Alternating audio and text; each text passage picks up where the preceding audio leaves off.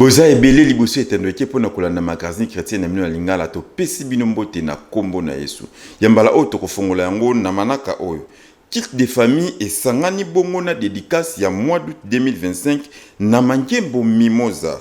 Na boye pasteur Matulu Yeye a bengisi bandeko nyonso mokolo ya vendredi 1er août, samedi 2 août, nangonga ya 17h, pe dimanche 3 août, nangonga ya 9h.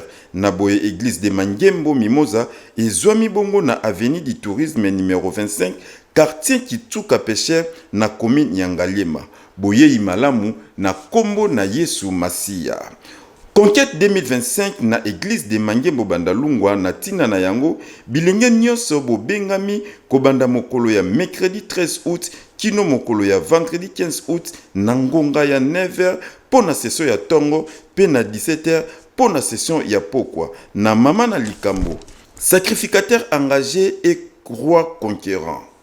Na boye batei bazali mibale ancien Christian Kavulu ya Mangembo Bandalungwa na pasteur Grâce Emi Koutino ya armée de victoire totombeli bino boye imalamu na kombo na Yesu Masia. Poso mibale ya mabondeli topé 14 matinées de prière na Mangembo Betperet esi e bandaki na boye pasteur Blandin Teka azawa na pona bino na poso oyo ya yambo. Francis Matondo azalaki wana pona compte ya magazine chrétienne na Lingala. Bolanda.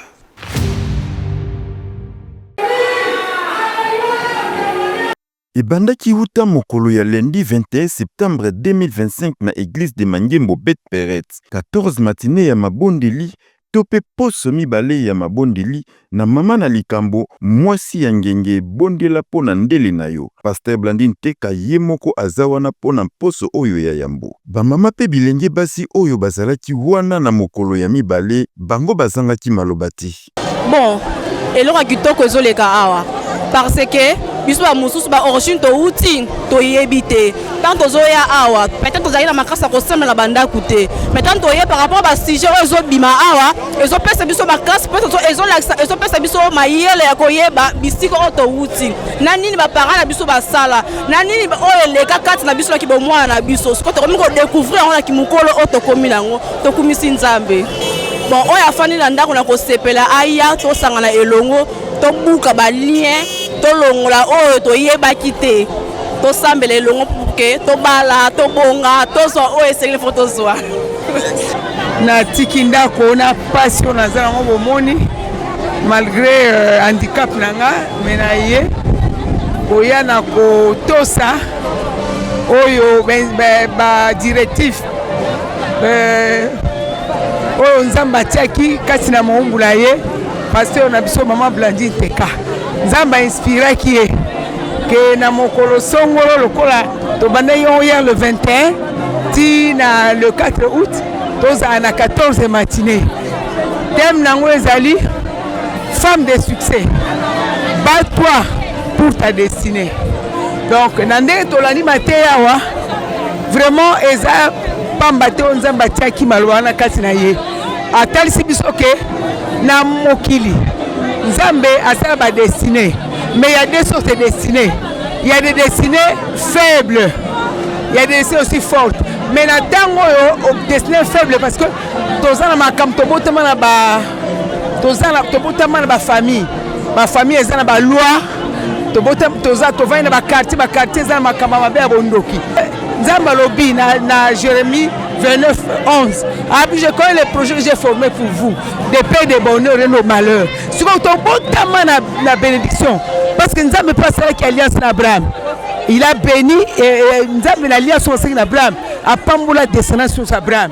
Donc tombe ma béni. Mais kaka ba makambo ba loi ancestrale, ba mabote ba quartier et ko sala que destiné monter à changer. Yango to ko comprendre que tango monter destiné faible. Il doit se battre na koluka nzambe na kosambela na koya kosaba sacrifice ba offrande ba nini pona kobima na kati na bisiko mungu na ndabiso esiko mungu na kotsa biso. Donc yango na photo sambela parce que Bible lobi l'arme puissante et chrétienne c'est la prière. Alors c'est la prière de Yaoumte Rolong Sepso et puis Sepso victoire pour to bimana katamiango diable. Voilà oyo. Pasteur Jackie Kalombo na Pasteur Blandine Teka bango pe balobi pe ba bengisi ba mama nyoso pe bilenge basi. Gloire au Seigneur, j'ai béni le Seigneur qu'on se retrouvait à Awa Eza sur mon plan Nzambe. J'avais reçu l'invitation de la part de la révérende Blandine Teka. Alors hier c'était l'ouverture, je n'ai pas pu venir et c'est aujourd'hui que je suis venue. Et j'ai vu les mamans, les jeunes filles, les mémés. En tout cas, j'ai béni le Seigneur. Ce sont des moments très forts de prière, d'intercession, de supplication. En tout cas, j'ai vu beaucoup de femmes de succès et de filles de Sion. J'ai béni le Seigneur. En tout cas, pour Naba Maman, il y a ville à Kinshasa, il y a partout. Nazo ko lancer bango invitation. Nazo lancer bango invitation. Pourquoi? Des mamans et de jeunes filles font beaucoup de défis. Elles en ont ba famille, elles en ont ba lieu de travail. Dans la société en général, il y a beaucoup de défis. Mais elles en ont ba défis on a solo bio qui na on nzoto et ko simbate. Alors to longa kaka na prière. Tout le long en a prié. J'ai beaucoup aimé quand tu mon corps révérende à Antona qui pendant que nous étions en train de prier, quand tu comptes embaga toko bunda nanzoto te toko bunda na molimo. Alors on a bengi ba jeune fille, ba maman, ba mémé, ba ya to bunda na molimo. Et longa est certaine. Et lobby namoni a lancé intention de prière na soubassement oyo nemi azoloba à cause de la grâce en Zambé, Dieu nous donnera le succès. En tout cas, Toya et Bélé, nous allons prier et Dieu va se glorifier. À 14 matinée, tu as un thème na biso maman likamotozo lobela femme bateau, femme de succès, bateau pour ta destinée. Alors j'espère que Lélo na loba qui sont dans loba une partie il y a parole on a prononcé qui na lobeli likambo destiné na kanisi na zo définir na ba ko définir succès na ba ko définir moi si femme de succès azanani na définir mais eloko mo ya motu ya lobeli sur la destinée na lobi na destinée toza na deux personnes par rapport à notre destinée, c'est-à-dire toza na bateau il y a bateau bazali na faible destinée na bateau bazali na forte destinée. Alors ça na bateau mususu baza na faible destinée baza bateau yo abotami abali aboti maman abali aboti comme jeune fille comme nini asali atiki impact mon côté na sena moyo bon tolobi bateau oya forte destinée yango dans ta to tolobi bateau faible destinée toloba ki bateau lokola yeso azali ki na ba disciple mais parmi ba disciple to moni Tade to moni Barthélemy basali le côté mais baza ki ba disciple à Yesu mais basa sans impact mais lelo tozo tanga Jacques tozo tanga Matthieu. Alors, nous avons mutu na mokili soki nzamba sali atindio na mokili oye awa parce que projet nzamba ezake esengé na yo sani o mata o réussir na vie nzamba te atindi biso na se moyi te poto za la ba mokila. Alors vous serrez la tête et non la qui. Mais tandis que na lobeli bato ya forte destinée. Alléluia. Bazali bato oyo nzambe akeli bango ba yé na se awa na faveur na nzambe bazo tika ba trace. Total ça qui deux personnes ya batouana mais ko kende ko zonga na sima koloba na bateau ya faible destinée na lobi boye na lobi lokola ngai na ki ko sala de ko soit conscience que na ça qui parmi bateau ya faible destinée mais eloko nini mutu soki moi c'est à constater que azana faible destinée. Quand on dit faible destinée c'est-à-dire tout ça ne marche pas.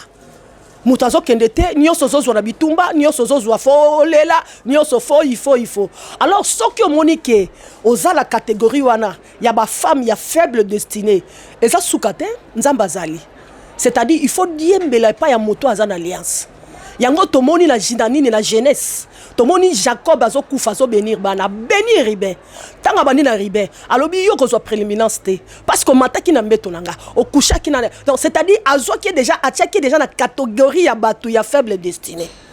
Mais lorsque Moïse est venu, Moïse a lobby que ribe vive et que ribe devient nombreux, c'est-à-dire hôtel il y a un supérieur et koki kolongola on a faible destinée et mayo na dimension forte destinée. Oratrice Nabiso Moussou Sakoya la semaine qui suit, elle répond au nom de Maman Kembolo. Maman Kembolo, la femme de Papa Kembolo, yé à Gozala, oratrice Nabiso, il y a deuxième semaine. Oh, il y a la deuxième semaine, plus de la témoignage naïe. akoloba na biso auta wapi aza nani nzambe azwaki ye wapi e nzambe asali na ye nini. Alors nabengi nalobi na mama moko oyo aza na ndako oyo nano akomi atie bitambeli ya makolo te na makolo awa te soki moi ke oza na musala soki aza akenda na musala akokola nda biso na nzela ya plateforme virtuelle mais soki oza na ndako ozosala eloko te mponi oyo ya te nzambe azaka moko toyambi mama na biso auti catholique non mokambi ya bamama catholique ya monene ye wana ayaki lelo aparticipe lelo toyambi ye aye koassiste biso aye na délégation na ye ya bamama ya catholique. C'est-à-dire tozozela mama nyonso ozala kimbangiste ozala osambelaka wapi boya po tozosambela nzambe. Alléluia. esika nyonso mama nyonso azwami soki okomi ate batoa pour que okoma awa parce que nzambe akiti nzambe mbakadi aosala na 2 semaines à 14 matinée elo msusu kaka ndenge bozwimbela ya Pasteur Blandine Teka ndeko mama ndeko elenge mwasi yo oyo ozomi na engumba mokonzi Kinshasa mangembo bet peret eza mosika te yaka na avenue Makanza Shaba Gambela numéro 70 na commune ya Ngeri na boye milulu yango ezali kobanda na ngonga ya 8h kino 11h tika ete nzambe ya évêque Espérance Mbakadi apambola bino. Bozalaki ebele liboso etandoki mpona kolanda magazine chrétien na bino na lingala topesi bino matondi mingi epi toyebisi bino tokokutana na mikolo mizali koya kimia na nkolo ezala na bandako na bino. Ciao.